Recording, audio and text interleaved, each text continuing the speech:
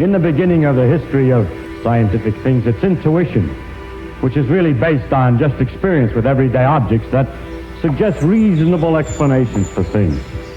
But as we try to widen and make more consistent our description of what we see, as it gets wider and wider and we see a greater range of phenomena, and then we see unexpected things. We see things that are far from what we would guess.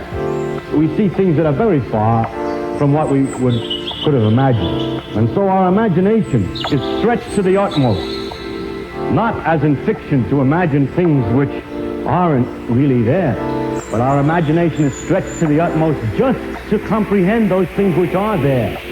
And it's this kind of a situation, very much like a rain of particles.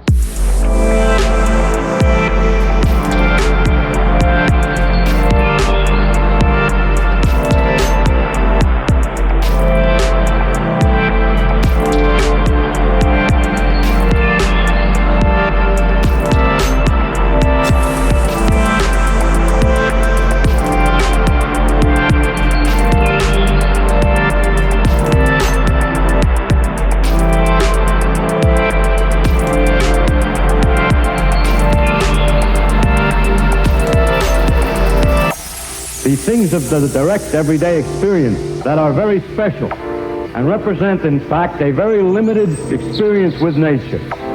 It's a small section only that one gets of natural phenomena from a direct experience. This, in that respect at least, makes this to experience, could have imagined. But the difficulty really is psychological and exists in the perpetual torment that results from your saying to yourself, but how can it be like that?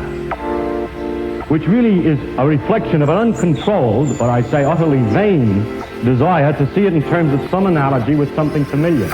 I will not describe it in terms of an analogy with something familiar. I'll simply describe it.